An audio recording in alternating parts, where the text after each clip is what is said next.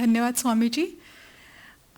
आपण आता बोलत होतात आणि तेव्हा मला ह्या उक्ती आठवल्या की जे जे आपणासी ठावे ते ते इतरांशी सांगावे, शहाणे करून सोडावे सकळ जन. सोबती वाचताना या उक्तीची प्रचिती आपल्याला नक्कीच येते. आणि आता वर्षाताईंचा आयुष्यभराचा सोबती चंद्रशेखर वेलणकर आपल्याशी संवाद साधणार आहेत. त्यांचं सहजीवन बघताना सहचर कसा असावा याचा आदर्श मला ते वाटतात. या वेलणकर सर.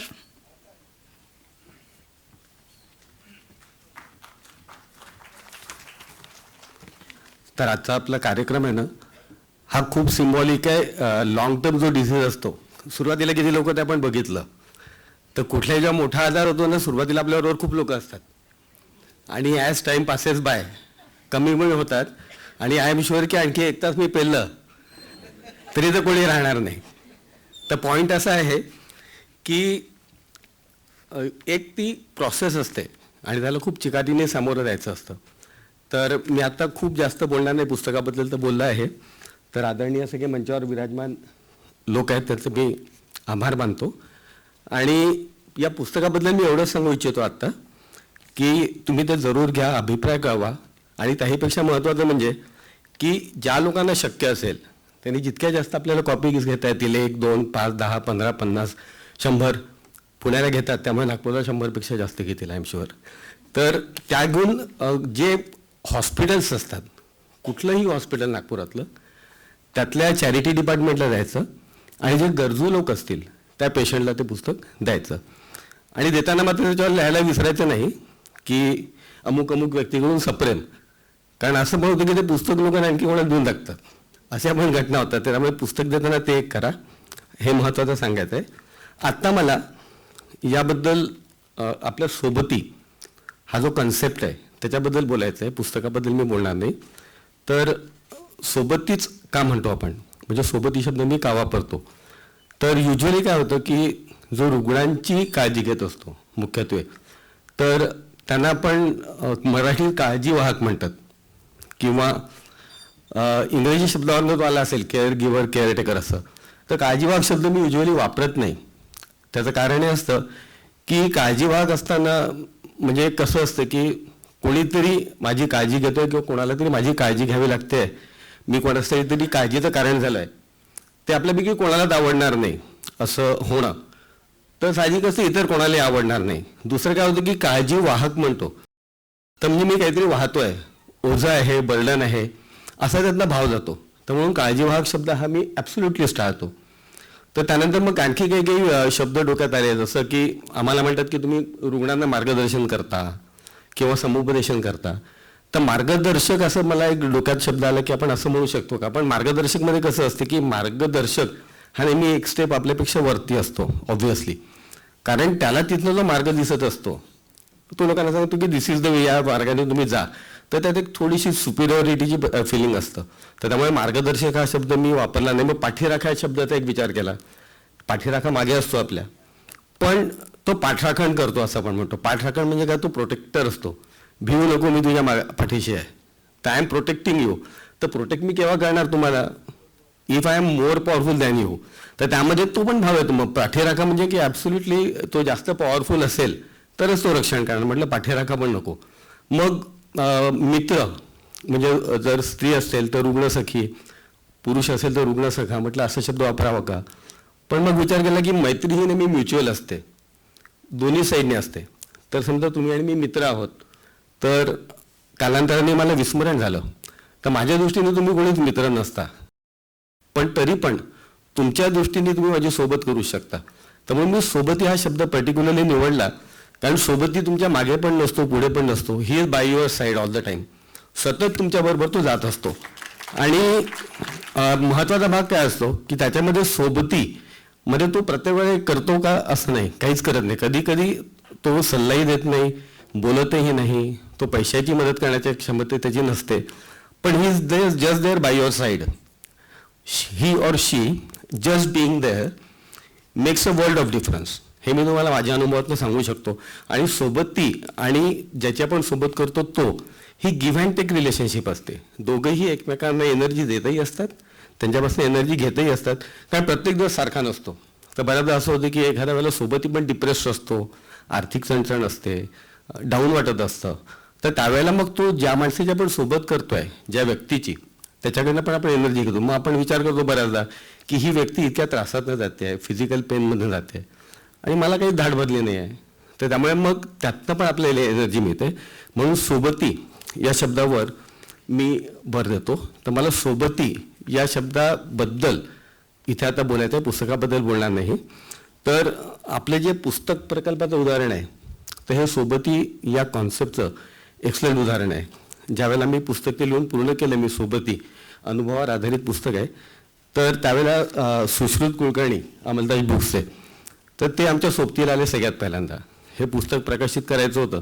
ते म्हणाले की मी नानफा तत्वावर हे पुस्तक मी प्रकाशित करून देईन. तर नानफा तत्वावर ते करणार होते, माझ्याकडे मुद्दल पण नव्हती. तर म्हटलं मग करायचं काय? तर मग करायचं काय, मग भीक मागायची, मी भिक्षांदेही.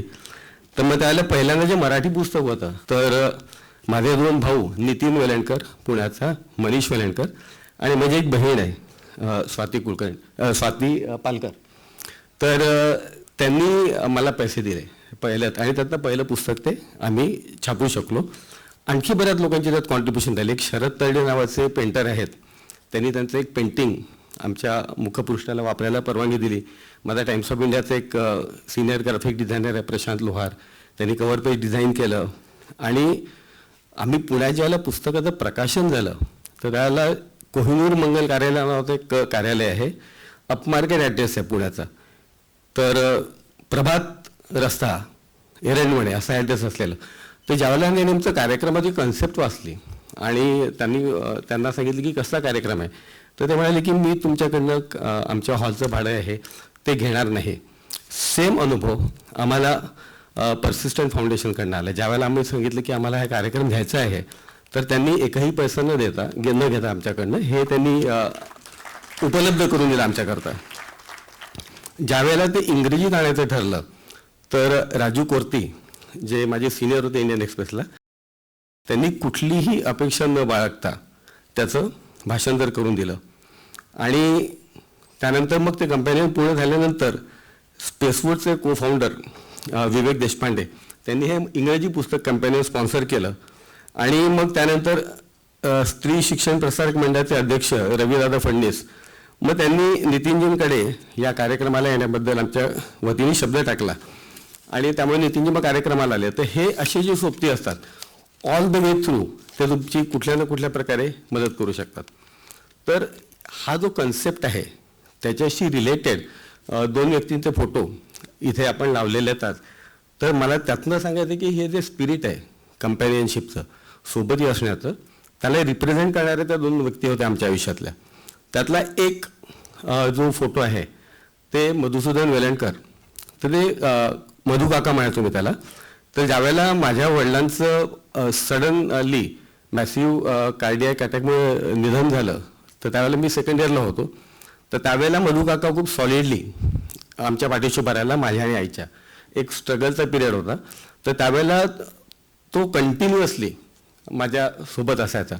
त्याचा मुलगा मनीष आणि मी, याच्यामध्ये त्यांनी कधीही कुठलाही भेदभाव केला नाही. And the credit also goes to काकू, मंजुषा काकू. कारण तुम्हाला सगळ्यांना माहिती आहे की जी woman of the household असते, तिचं जोपर्यंत ॲक्सेप्टन्स नाही, तिचं जोपर्यंत पार्टिसिपेशन नाही, तोपर्यंत अशा प्रकारची कंपॅनियनशिप पॉसिबल होत नाही. तर त्यांनी त्यांच्या मुलासारखंच मला ट्रीट केलं. I was always a part of each of his plans, be it eating out, be it going to a movie, or be it any family activity. मी नेहमी त्यांच्यासोबत असायचो. आणि फक्त माझीच मदत करत असं नाही, तो क्रेडिट कोऑपरेटिव्ह सोसायटी एक चालवायचा, त्यातनं अनेक अननोन लोकांना त्यांनी मदत केली आणि त्याच्याबद्दल कधी बोलायचं नाही, always kept a low profile. तर त्यामुळे तो एक सोबती या कन्सेप्टचा खूप एक्सलंट उदाहरण आहे. आणि कोइन्सिडेंटली आज 5 जुलै त्याची बर्थ ॲनिव्हर्सरी आहे. तर त्यामुळे तो हा कार्यक्रम 5 जुलैला होतो, याचा मला आनंद आहे. दुसरा एक फोटो आहे, तर ते मोरेश्वर देशपांडे, त्याला मी मामा म्हणायचो. ॲक्च्युली माझा मित्र योगेश जोशी, याचा तो मामा होता. पण दोज वेळ टाइम्स की हा तुझा मामा, हा माझा मामा वगैरे असं नसायचं. तो मित्राचा मामा असायचा, तर माझा पण मामाच होता, मी त्याला एकेरीच बोलायचो. आणि I never needed Yogesh to be with me to visit him. मी स्वतः पण जाऊ शकतो, I could just drop by आणि आम्ही त्याच्याशी बोलू शकतो. He was very genuine, very loving, very caring, अशा टाईपचं त्यांचं व्यक्तिमत्व होतं. When Varsha and I were dating, we use to go to Ramakrishna Math. So it kind of sounds weird, na? A dating couple going to a Ramakrishna Math. But probably we were wired differently. तर आम्ही तिथे जायचो त्यावेळेला समजा राजू महाराज त्यावेळेला इकडे असायचे, तर त्यावेळेला मामा लायब्ररीचं सगळं काम बघायचे आणि वर्षाची लायब्ररीची मेंबरशिप होती ती त्यांच्या रेफरलनी मिळाली होती. Later when we announced our relationship, तर ते खूप इनोसंट होते. मला ते म्हणाले की probably I was the first one to know about your relationship. म्हटलं की of course you are the first one. आणि त्यानंतर मग वर्षाची किडनी कंडिशन चालू झाली 2013 आणि आमच्या ते टचमध्ये आम्ही पुण्याला गेल्यानंतरही मामा टचमध्ये होते. आणि ज्यावेळेला मी caring for kidney foundation, caring for kidneys हा सपोर्ट ग्रुप चालू केला, त्यावेळेला आमचे पहिले पिलर ऑफ स्ट्रेंथ आणि सुरुवातीच्या काही महिन्यामध्ये the only pillar of strength म्हणजे मामा होते. आणि ते सतत मला पैसे पाठवायचे. मला म्हणाले की मी ऑनलाईन तर मला ते जमणार नाही, मी तुला चेकनी पैसे पाठवले तर चालेल का? म्हटलं डेफिनेटली. आणि ते मला चेकनी पैसे पाठवत राहायचे कंटिन्युअसली. त्यानंतर योगेशची मुलगी ज्यावेळेला पुण्याला जॉब करायची नाही, हा तिच्या थ्रू ही ऑलवेज सपोर्टेड अस. त्याच्याबद्दल कधी कुठे गवगवा नाही, कोणाला सांगणं नाही, स्वतःबद्दल कुठे काहीच रेफरन्स नाही. आणि एकदा त्यांनी असेच बरेच पैसे पाठवले, तर त्यावेळेला मी त्याला कॉल केला होता. तर मी त्यांना म्हटलं की तू याला पुष्कळ पैसे पाठवलेस आणि त्यामुळे 7 लोकांचं आपण डायलिसिस करू शकणार आहे. तर त्या कॉलमध्ये कॉल संपता तो म्हणाले की by the way I am also diagnosed with CKD.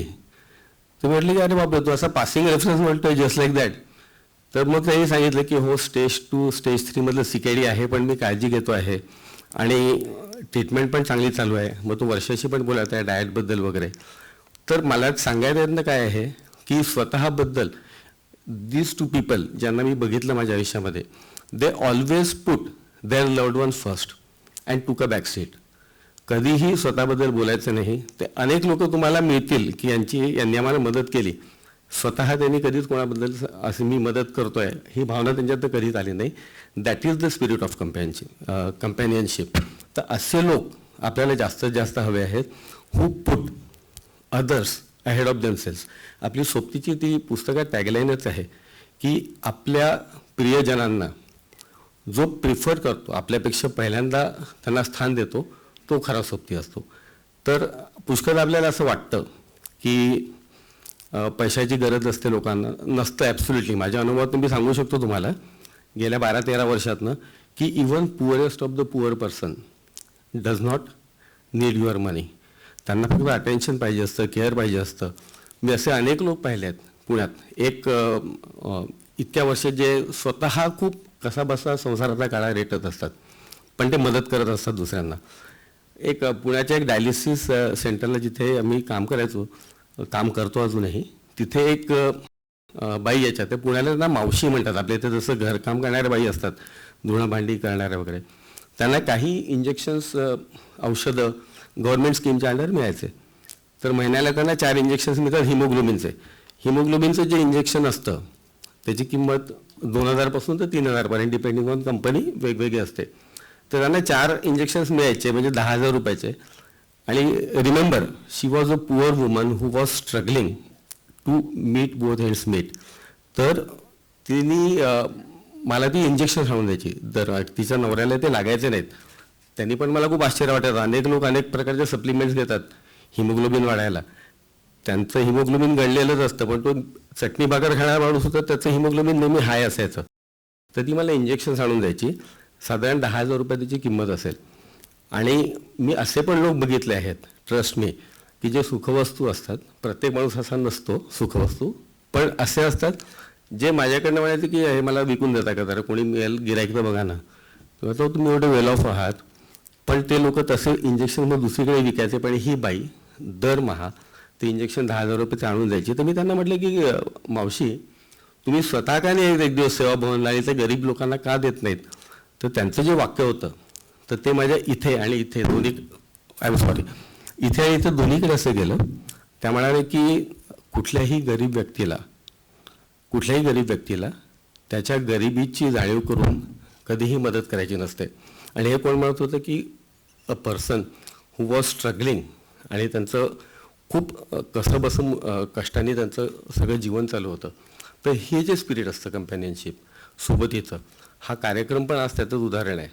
काल आम्ही वर्षाचं डायलिसिस करून इथे आम्ही नागपूरला आलो आज सकाळी आणि उद्या पुन्हा परत जायचं आहे पुण्याला, कारण सोमवारी पुन्हा तिथे डायलिसिस आहे. तर आम्हाला नागपूरला कार्यक्रम करायचा होता आणि पर्सिस्टंटला कार्यक्रम करायचा आहे, नागपूरला कार्यक्रम करायचा आहे.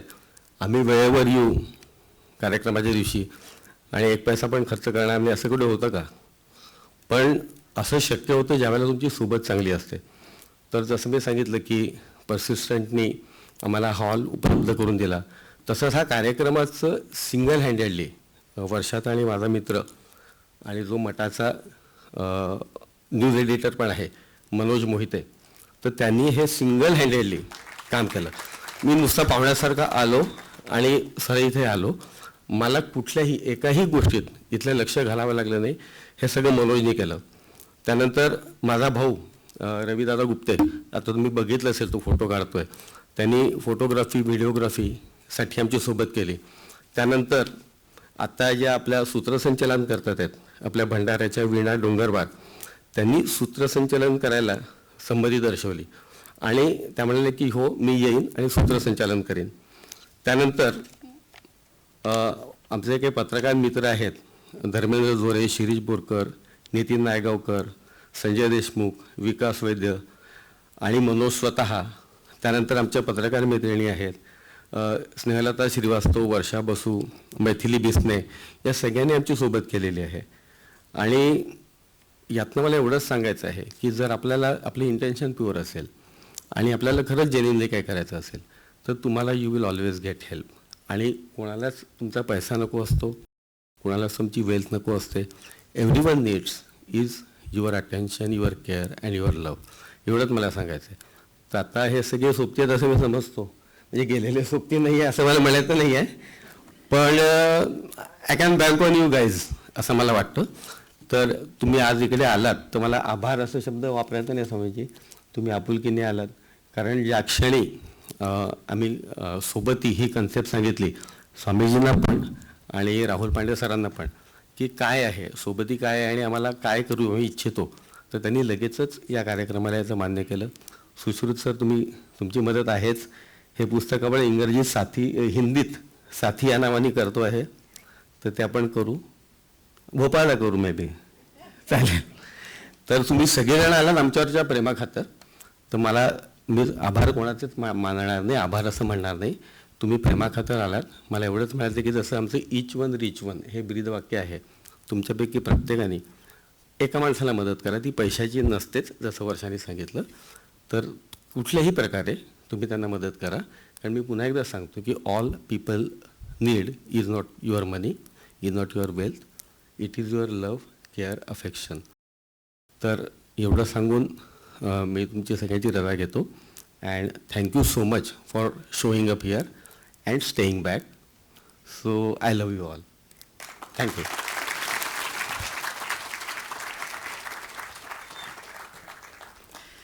सर, तुमच्या कामाबद्दल बोलतानाच तुम्हाला मिळालेल्या सहकार्याचाही उल्लेख केलात आणि हे आहेच की चांगल्या कामामध्ये नेहमीच चांगल्या लोकांचं सहकार्य मिळतंच, यापुढेही ते मिळत राहीलच. पण विशेष मला हे वाटतं की स्वतःच्या दुःखामध्ये किंवा समोर आलेल्या अनपेक्षित समस्येमध्ये गुंतून न पडता त्यातून बाहेर तुम्ही पडलात आणि व्यष्टी ते समष्टी असा सुंदर प्रवास तुम्ही केलेला आहे आणि याबद्दल तुमचं खरोखरच खूप कौतुक वाटतं. त्यांचा हा प्रवास आपण सुद्धा अनुभवायचा आहे सोबती आणि कंपॅनियन्सच्या माध्यमातून.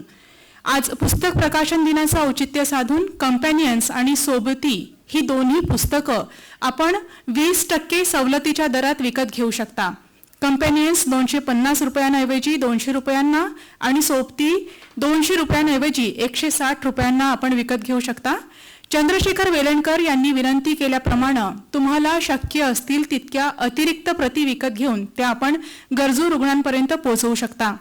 आणि आणखी एक महत्त्वाची सूचना, वर्षाताईंना सगळ्या जुन्या स्नेहांसोबत छायाचित्र घेऊन आठवणी जपायला आवडणारच आहे, पण त्यांना महिन्याभरापूर्वी बसलेला हृदयविकाराचा धक्का आणि आठवड्यातून 3 वेळा सुरू असलेलं डायलिसिस यामुळं त्यांची एका जागी बसण्याची व्यवस्था आपण केलेली आहे. सगळ्या मित्रमैत्रिणींना विनंती आहे की त्यांनी वर्षाताईंनी कितीही इच्छा दाखवली तरी त्यांना उभं राहू देऊ नका. आणि आणखी एक महत्त्वपूर्ण सूचना, उद्या सकाळी 10 वाजता रूबरू ह्युमन लायब्ररीमध्ये वर्षा वेलणकर यांचे विलक्षण अनुभव आपण ऐकू शकणार आहोत. सिद्ध हनुमान मंदिर, लक्ष्मीनगर इथं. तेव्हा ऐकायला नक्की या. आणि आता आजचा कार्यक्रम संपला असं मी सोबती संस्थेच्या वतीनं जाहीर करते. कार्यक्रमाला उपस्थित राहून आमचं मनोबल वाढवल्याबद्दल तुम्हा सगळ्यांचे मनापासून खूप खूप आभार. धन्यवाद.